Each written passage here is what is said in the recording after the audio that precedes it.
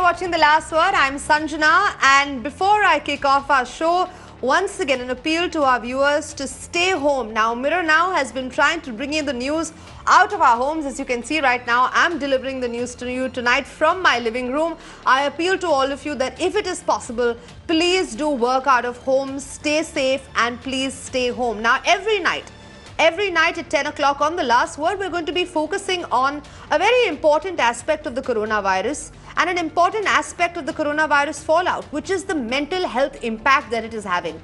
Now, in the past couple of days, we've been focusing on the kind of impact it has on children, on personal relationships, on whether you're having job stress or financial stress. But tonight, viewers, we're going to be considering an extremely important demographic. Elderly citizens, senior citizens, people who are older than us, people who are above the age of 60. Now, it could be your parents, it could be your grandparents, it could be your neighbors, it could be your uncle, your aunt, or anybody who's actually watching the show. But tonight, we're going to try and help you reduce that anxiety, reduce the stress. Now, we understand that the elderly population is more at a risk, particularly when it comes to coronavirus. Also because their immunity is lower and they may have any other illnesses which may also compound the problem. Now, with that also comes a host of mental health challenges. But tonight, hopefully, we're going to have some reassurance with our expert panel. So to my viewers, once again, do not hesitate. If you have a query, if you have a question, please feel free to call, and we'll hopefully try and help you or put you across to anybody else who may be able to solve your issues. Let me quickly introduce my panelists that are joining me this evening. I have Dr. Kersi Chavda, a psychiatrist, Dr. Shelu Srinivasan, Founders President, Dignity Foundation and Dignity Lifestyle, a social psychiatric counselor, Dr. Prem Nagant, a consultant of geriatric medicine at the Jaslok Hospital and Research Center, and Raza Murad, an actor, also joining us this evening. Good evening. Thank you so much to everybody for joining me, and more importantly, for taking our time to, talk about an extremely important issue that is also impacting us in the wake of coronavirus. Dr. Chavda, right off the bat, the senior citizens that we're actually looking at the world over, they're the most vulnerable population right now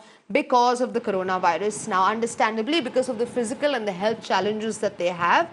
But come with that is also the mental health challenges, because, even social isolation for them becomes even harder because they may or may not be, tech savvy, and they may or may not even have the means or the ways to, step down to even get that essential service.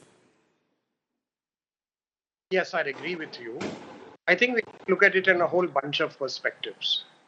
You have the senior citizen who might be used to being alone, but he's alone in a way that he's used to having people knock on the door. He's used to having people come in and say hello. Now suddenly he's used to going down and spending time in the evening in the local park where he gossips with people of his own age. And now suddenly all of that is.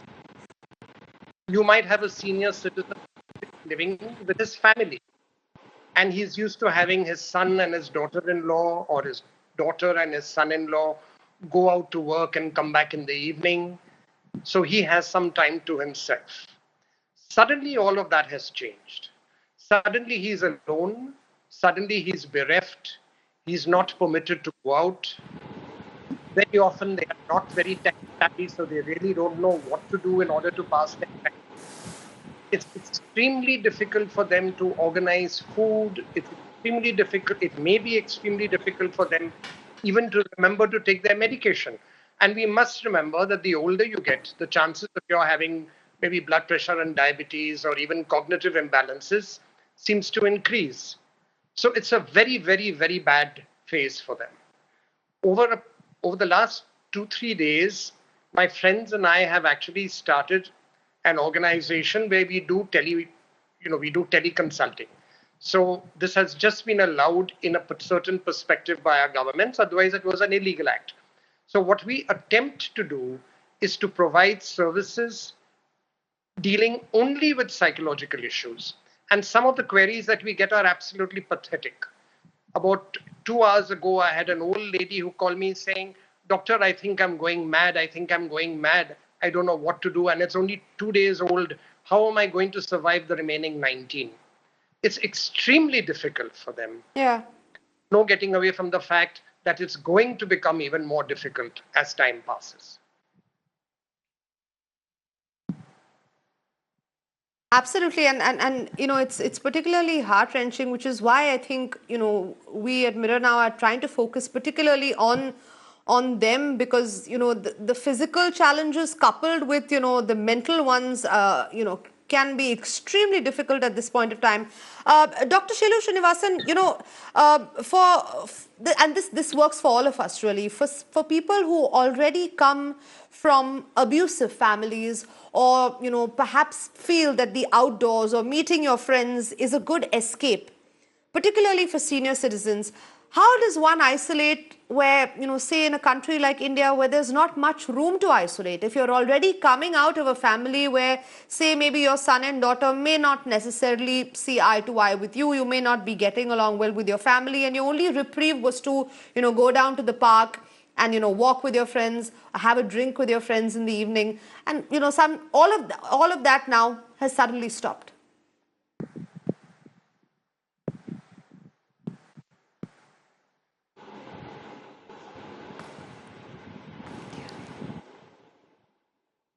I'm not hearing.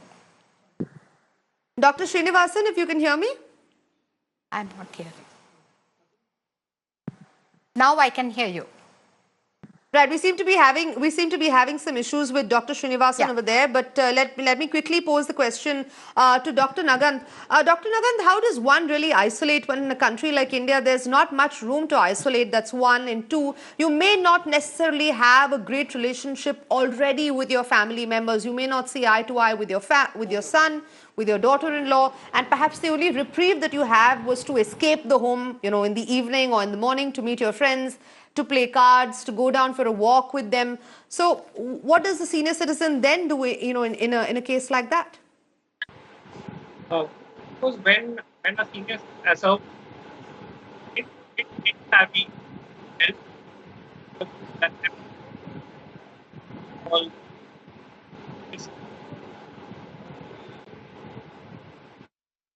they should focus a lot on Right. meditation. I think we're having some audio issues with We're having some issues with Dr. Nagant as well. But, let me pose that question. I believe we've got the connection up again with Dr. Srinivasan. If you can hear me, Dr. Srinivasan? Yeah. Yes, I can. Yeah. Great. Yes, I can. Dr. Srinivasan, I'm sorry to sound repetitive, but, in a country like India, where there are many of us living in, in one single house, we may not necessarily have space. How does one, particularly a senior citizen, how do they isolate when there is not much room to isolate, and you may not necessarily get along with your family members, and perhaps your only outlet was to meet your friends, but now all of that has stopped?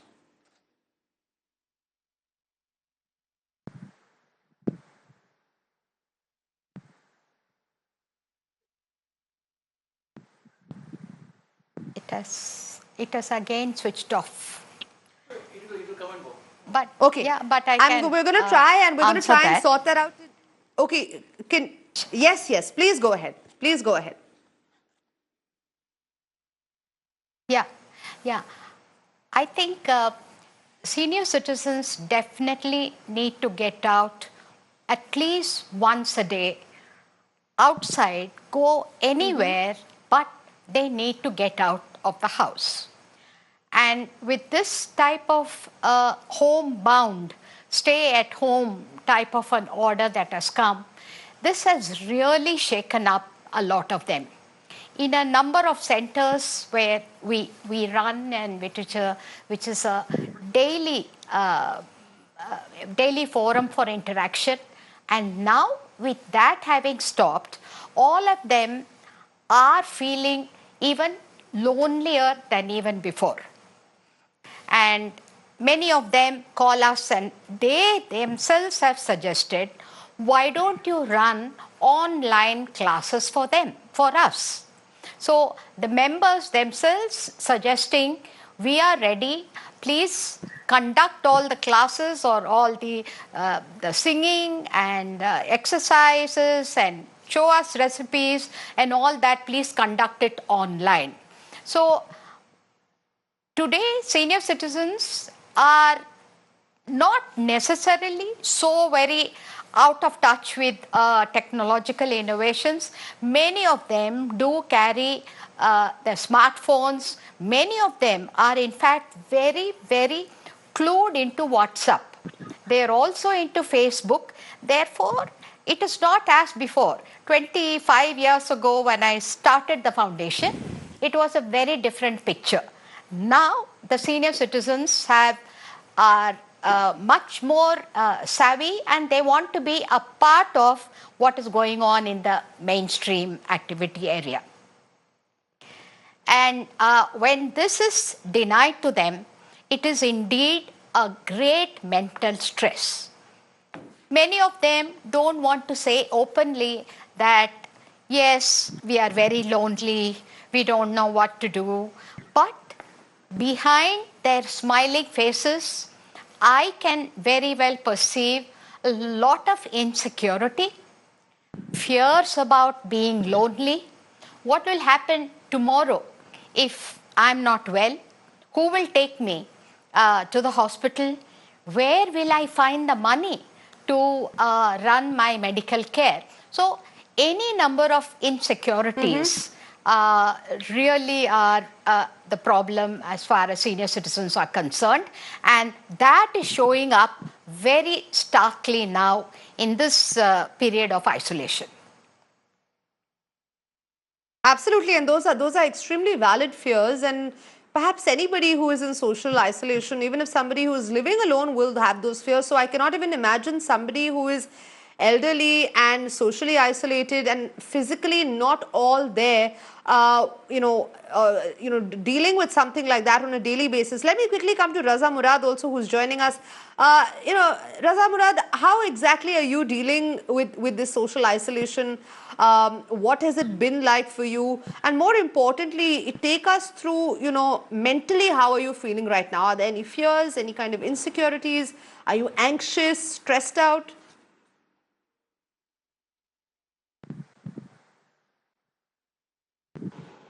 Not at all. I've taken all this with a pinch of salt. As an actor, I have slogged for about 50 years. I have worked tirelessly, and I was still very active earlier when this epidemic was not here. So I have been always very, very active, and mentally I'm very young at heart also. So it is not making much difference in my life because I wanted rest.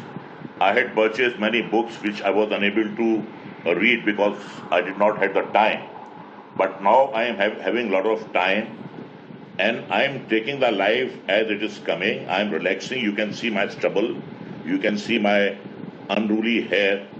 I am enjoying the life at my residence with my wife and with my son. And the only thing which I miss is my gym or my walks, which I used to go for late in the evenings. They don't allow me to go outside. My wife as well as my son also. But I'm really enjoying it. I'm not taking it negatively at all. So, I'm not thinking that I'm imprisoned or I'm under detention. Basically, I'm not an outgoing person as it is. So I love to stay at my home when I'm not working. So it is not making any difference to me, barring that I'm not allowed by my parents or my wife or my son to go out for my walks, which is, the only thing which is I'm missing right at the moment. So I think you have to take this positively. So I would suggest all my colleagues, all my friends, all my like-minded friends rather, that take the life as it comes. Do not bother about it. It's beyond our comprehension. So if the things are inevitable, it's better to enjoy the life. rather than to grumble or to, make faces. So I'm really enjoying it. I don't have any problem as such, I'm telling you. I think that's wonderful advice. Also, for somebody like for who's also a lot, younger. It's good advice for me as well, sir, because I've seen you at the gym several times, and I'm missing that as well. So for you to tell me this, it's quite a reassurance, I must say. So we definitely have a lot to learn from the senior citizens and the elderly. Dr. Nagat, I believe our connection with you is up and running. We couldn't hear you earlier. If I were to ask you, what is the best way for us to help the senior citizens who are around us? Say I have a neighbor who is elderly. She lives alone, but if I were to assist her in any kind of ways without, of course, being physically around her, what would you say is the best way possible? I would say to approach the elderly, you have to be quite specific to the elderly because every elderly person is quite different. And we need to check on them. There is no doubt about it. Whether it's a neighbor, whether it's your own family, whether it's your elderly friends, because I believe in intergenerational bonding. So I have been seeing a lot of older patients. A lot of them are like my friends only.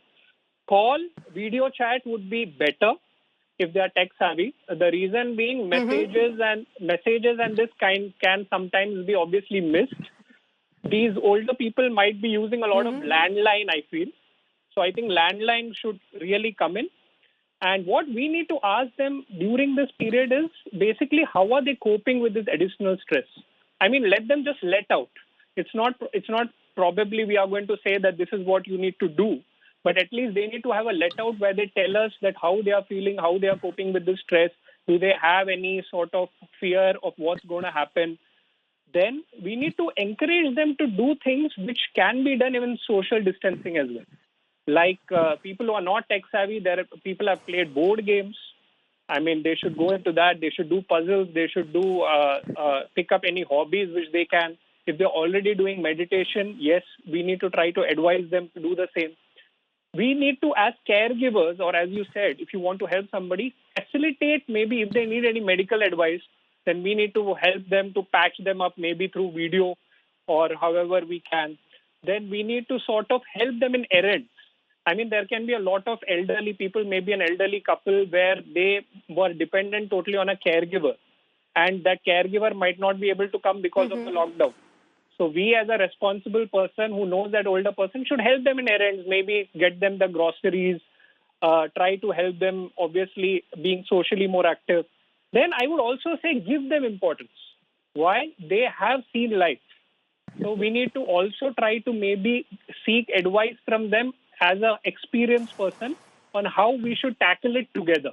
Because I feel we should always empower the elderly rather than only looking at them as a person who's going to be vulnerable and who's going to be susceptible to this particular period. Yes, we need to, as doctors, allay their fears, both medical as well as psychological, and always try to communicate.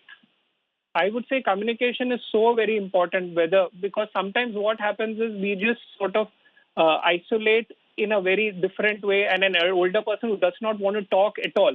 In this particular time, we need to sort of try to push them a bit more, because them being in touch obviously will make them mentally more stable and obviously will make us sleep better. That an older person who I cannot physically help, at least I'm helping them in doing stuff. Absolutely. I think that's important. It's so important as part of assurance and reassurance is to also give somebody's issues importance and also, bring about a sense of self-respect and self-esteem. I think that is really helpful in inspiring confidence also in somebody who is perhaps feeling lonely at this point of time during social isolation. Let me now actually bring in, Dr. Chavda. Dr. Chavda, you are actually speaking to a lot of people. I believe you've given out your phone number with a list of other psychiatrists and other doctors as well who can help at this troubling time, particularly when it comes to the kind of emotional trouble or trauma that one is going through during, social isolation or just quarantine or just even the fear of coronavirus. With regards to the kind of callers that you're getting, if it's all right, can you share some of the kind of problems that they're facing? So just so that we all have a better understanding and we can deal better with the senior citizens in our life. Okay, so I'm part of this initiative called Mission Zero COVID 2020.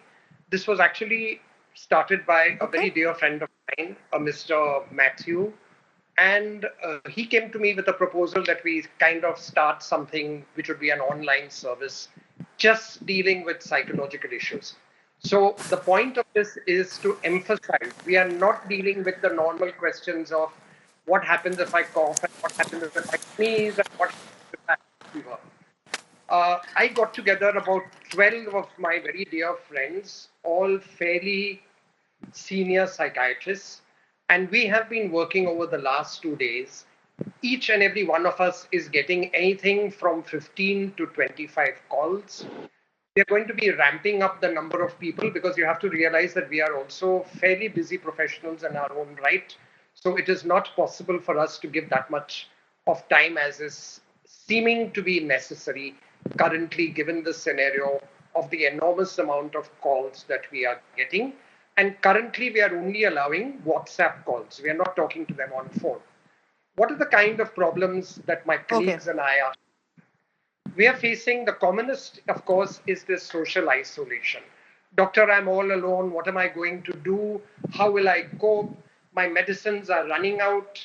I have a family. I have a son who's in Sydney, and 2 people from his building have suddenly been quarantined. My grandson has been quarantined because somebody in his school has landed up having the COVID virus. Doc, I've suddenly got fever and my throat irritation is not going away. Doctor, I'm feeling absolutely suicidal. I was already having suicidal tendencies before this happened, and now I think I'm going to jump. How is it possible for me to cope in my own room? These are the kind of problems that we are facing. Now, it's nice for everybody to be philosophical and say, look at it positively and do whatever you have to do and read your books. Try telling that to a person who's suicidal.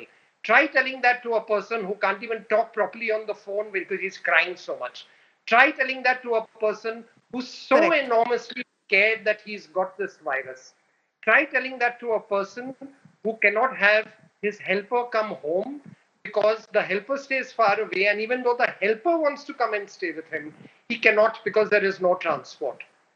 It's easy to be philosophical. Let's get down to the ground realities and deal with life as it comes. It's easy to deal with it when you have a nice family around you. It's easy to deal with it when you have friends around you. Unfortunately, I mean, I'm speaking from Mumbai. We know that we are getting more and more insular. We know that we are getting more and more stuck into our own routines. Suddenly, for a person to find that what he was taking for granted no longer exists. And the frightening thing is, we really don't know when this whole thing is going to end.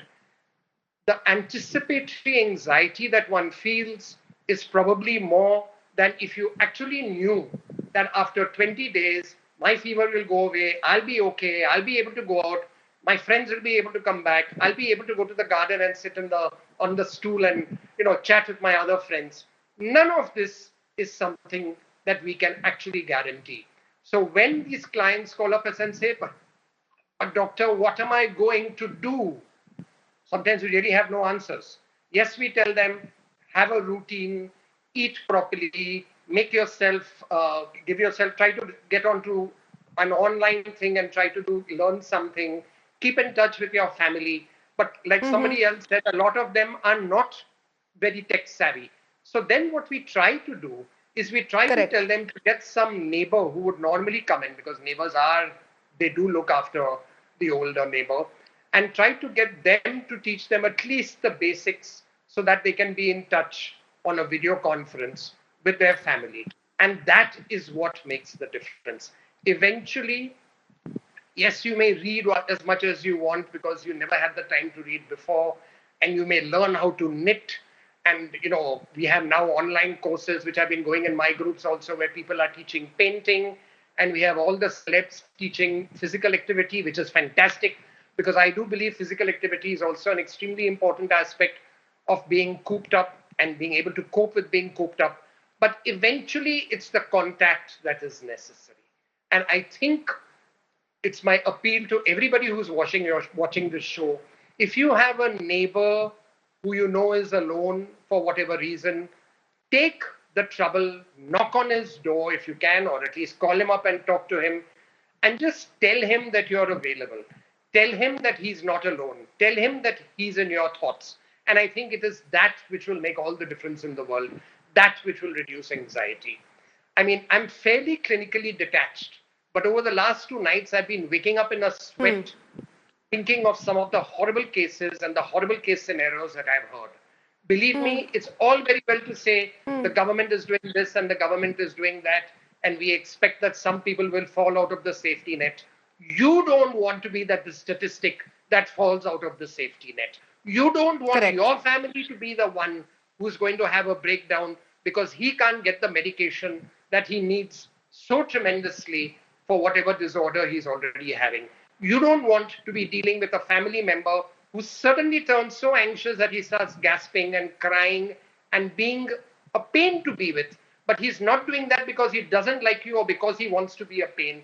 He's doing that because he has a psychiatric disorder and he just can't cope with the myriad feelings that he's experiencing.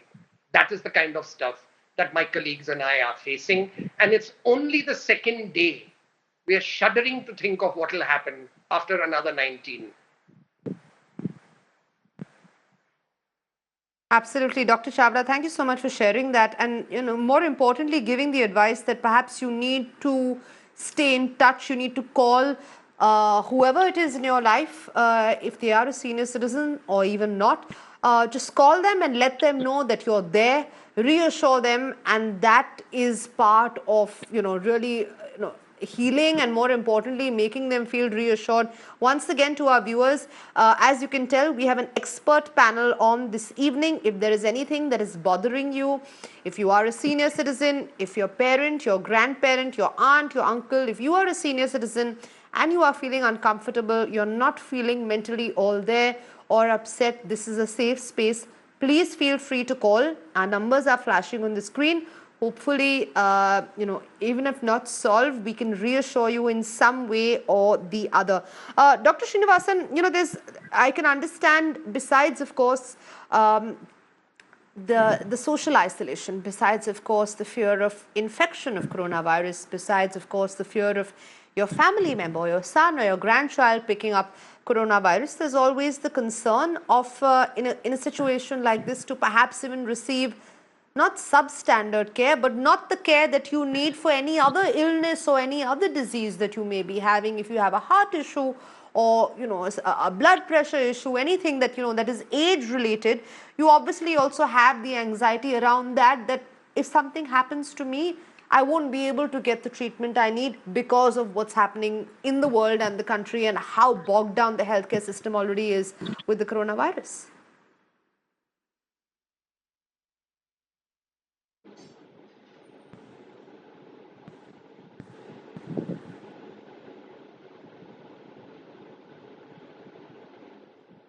Dr. Srinivasan, if you can hear me, that question was for you.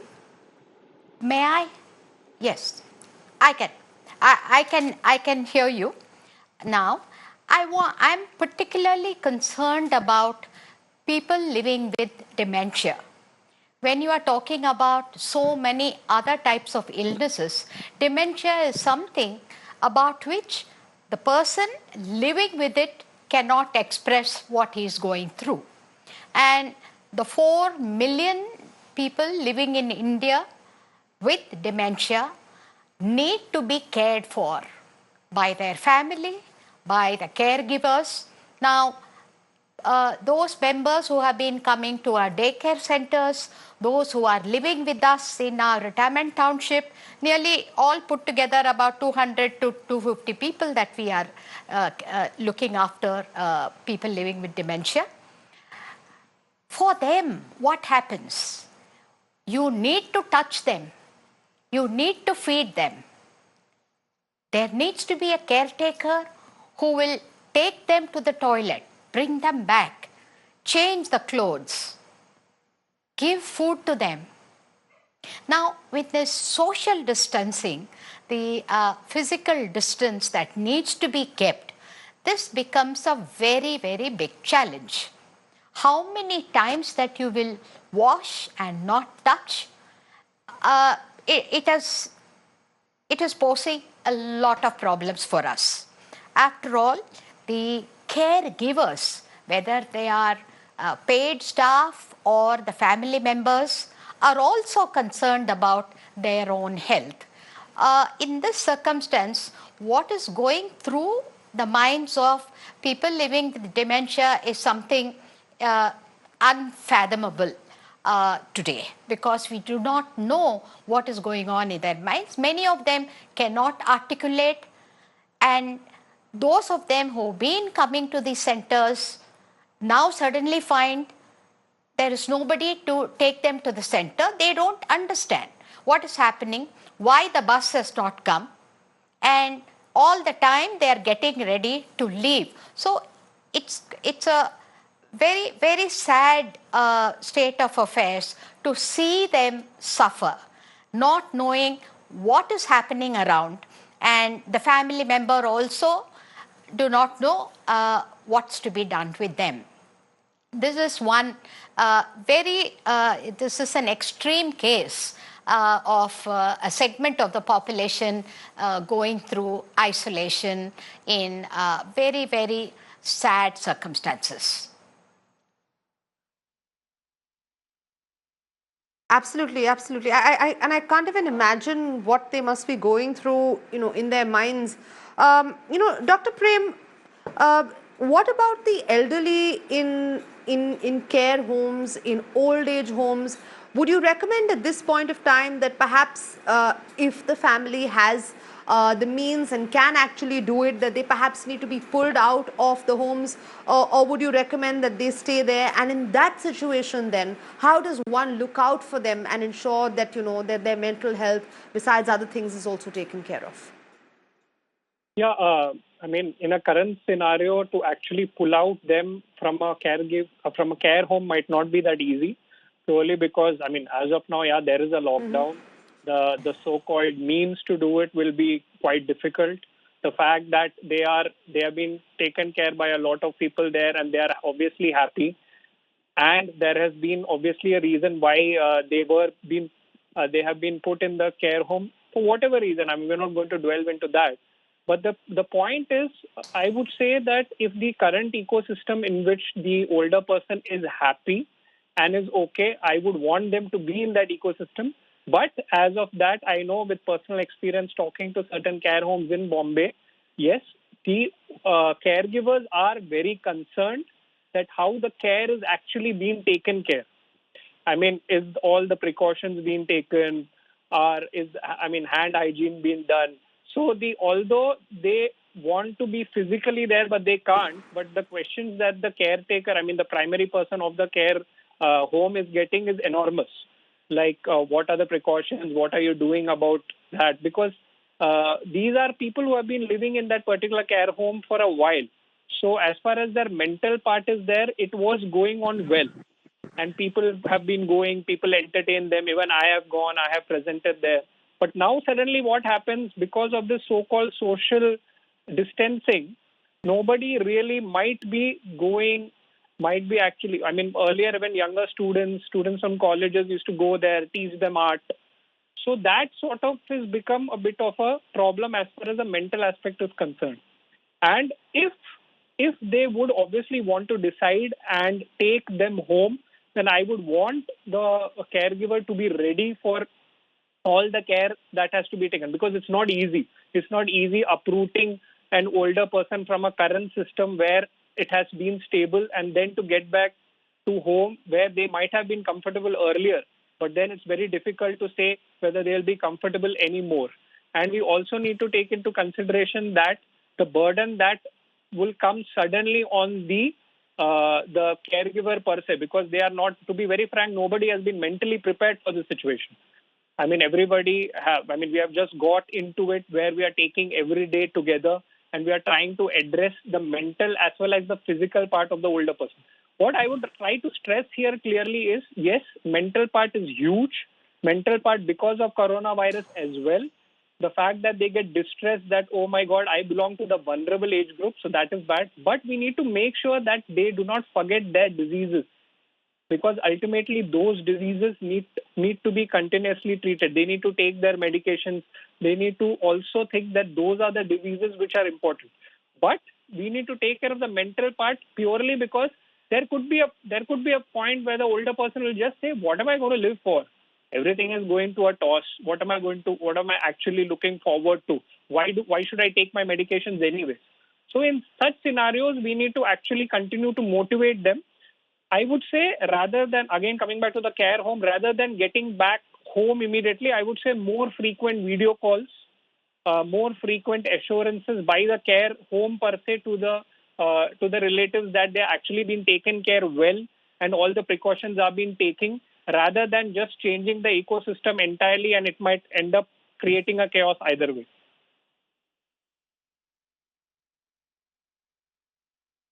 Right, absolutely. I think so. I think, at least for people who are out there, if you have any senior citizens, any relatives who are currently in caregiving homes, it's perhaps the best if you leave them there right now. And like all the experts on our panel have been saying, communication is key. So please call, please stay in touch. Raza Murad, do you think you've picked up anything new, any kind of new hobby or developed a new habit? I know it's only been 2 days, but do you plan on doing something new?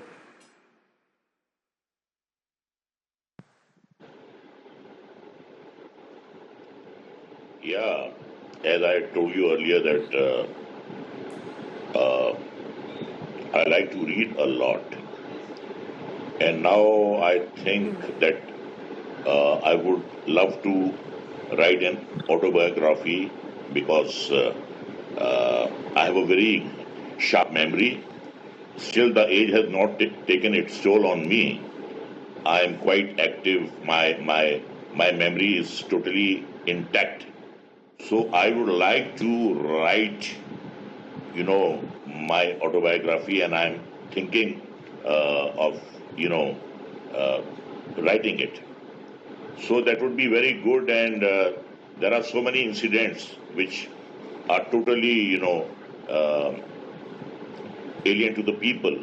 What I have gone through in my life, about my experiences with my colleagues, with my producers, directors, with my friends.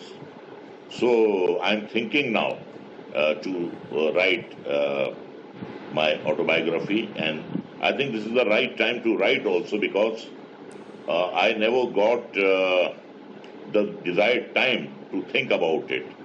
And because I have plenty of time now, so I can really do it. But I'm not taking all this that I'm just confined in the four walls of my house. I'm thinking of it that it's an indefinite holiday for me, and I have plenty of time to do some constructive things in my life. So I would certainly, I will put the pen and the pad and write my, memories of my life. So I'm really thinking, and I think if I get sufficient time, I'm going to write it. Absolutely, and time is definitely on everybody's side right now. We're going to be in this for the long haul. I'm afraid I'm completely out of time, but before I go, I just want to get a quick word in from Dr. Chawda. Doctor, there is the very uncomfortable conversation that perhaps families who have senior citizens or elderly people, or even people who live alone and or just live with a partner or somebody else, is the end of life conversation, and it is something that must be had. And do you feel like you agree with that? Do you feel that families and maybe senior citizens will be a lot more at peace once that conversation has been had at a time like this, especially since there is anyway already high levels of stress and anxiety? Well, I'm not absolutely certain whether this is the right time to talk to a person that, we are expecting the end of life and to die, and it's part of the circle of life and things like that. As a general rule, yes, of course, Right. it would be nice for us to look after to take care of the will that we have. It would be nice for us to kind of Correct. let go of worldly possessions and to take it that we are going to be in a situation where sometime or the other we are going to get into the end stage. I'm not absolutely certain whether this is the right time for us to be discussing that. I am, however, absolutely certain of looking at it in terms of telling them this too shall pass, because this will pass. We're not going to be, hopefully, we are not going to be housebound for the rest of our lives. Hopefully, within about 2 weeks, 3 weeks, things will be, 3 weeks and more than that, we will have some amount of decontrol over getting out of the house. Just the fact of getting out of the house is going to make all the difference in our lives. The only positivity that might come about with all of this is maybe now we actually start listening to each other, because most of the time we have normally no time to really listen. We are running from one place to another. There's absolutely no time for us to take heed and to indulge in our hobbies like Mr. Murad was talking about. I think what's necessary for all of us is to, in a sense, slow down. And unfortunately, it sounds like we are going to be forced to slow down rather than do it voluntarily. So my advice to everybody is try to enjoy as much as you can, given the fact that you're really not going to be given much of a choice. Be in touch with everybody that you can think of. Stick to some kind of a routine. Please ensure that you're eating well and that you're hydrating enough. Most of us don't drink enough water, and when we are stuck at home, we drink even less, which is certainly not a good idea. Try to have some kind of physical activity going on in your life. As the other doctor said, ensure that you don't forget about your other tablets, like your blood pressure tablets or your diabetes tablets or whatever else it might be. Try to start something new, sleep enough, and finally survive the damn situation that we are in. That would probably be the best advice that I can give you. I think it would be stupid of me to say, enjoy what you're doing, enjoy the life you're living in. I'm just going to say, survive it. It will pass. Dr. Chawda, telling it like it is, and that's much appreciated, I'm sure, not only by me, but by all our viewers. So hydrate, meditate, self-isolate. Thank you so much to all my panelists that are joining me this evening. Dr. Chawda, Dr. Srinivasan, Dr. Prem Nagant, and actor Raza Murad. Thank you so much, and please stay safe, even to our panelists and to our viewers. Like we've been saying every night at 10 o'clock on The Last Word, we're going to be focusing on mental health issues, the fallout of the coronavirus and the kind of emotional impact it's having for you. Now, the reason we're doing this is because it's equally important to arm ourselves with the knowledge that we're going to be okay. We're going to come out of this soon. We don't know when, but for now, let's understand that we're in this for the long haul, so let's power through. Thank you so much. Stay healthy, stay safe, and please stay at home. Good night.